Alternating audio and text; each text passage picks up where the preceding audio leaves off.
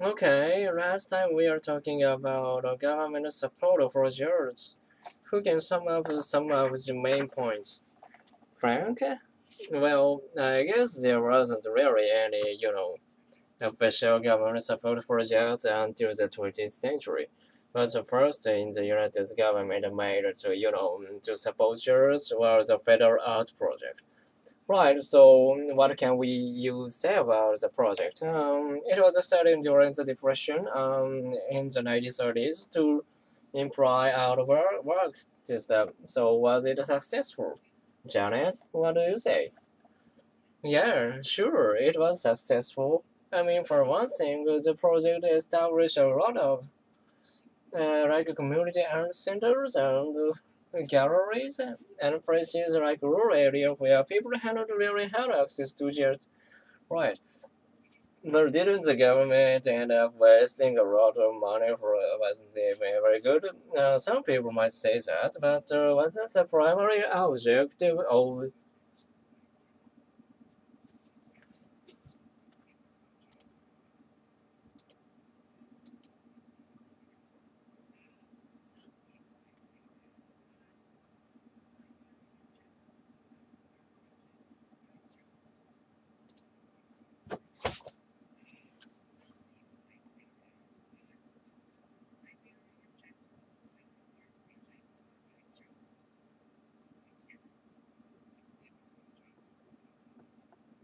and I'm for that, right?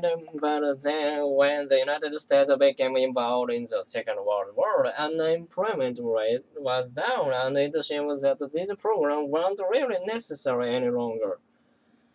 So, moving on, we don't actually see any government.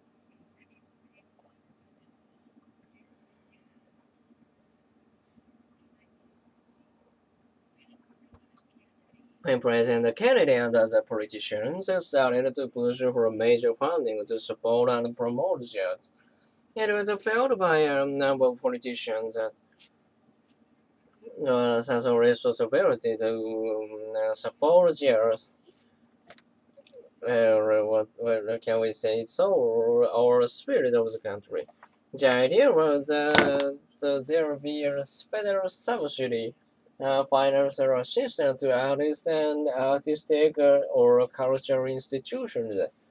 And for just those reasons, in 1965, the National Endowment for Jazz was created. So it was through the NEA, the National Endowment for Jazz, and that the art would develop would be promoted throughout the nation, and then individual states throughout the country started to establish their own states art council to help support jazz. There was a kind of cultural explosion. And by the mid 1970s, by the 1974, I think, all 50 states had their own arts agency, their own state arts councils that work with the federal government, with the corporation, artists, performers, you name it. Did you just say corporation? How are they involved? Well, you see, corporations aren't always altruistic. They might not support shares unless the government is directly forces them to do so by offering the corporation tax incentives to support shares. That is by letting corporations pay less in taxes if they were patron of shares. In Kennedy Center and in Washington D.C., maybe you've been there. Or Lincoln Center in New York. Both of these were built with substantial financial support from corporations. And the Kennedy and Lincoln Center aren't the only example. Many of your cultural establishments in the United States will have a plaque support the money they receive from whatever corporation. Yes, Janet, but who don't think it's the government role to support shares? Whereas a matter of fact, a lot of politicians who didn't know very well government support for shares, they wanted to do away with the agency entirely for that very good reason, to get rid of government support. Help general budget. And as far as the public goes, Well, there are about as many individuals who disagree with the government support as there are also those who agree.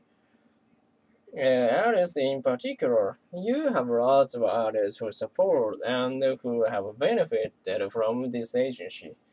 Although it seems that just as many artists support being involved in jazz for many different reasons.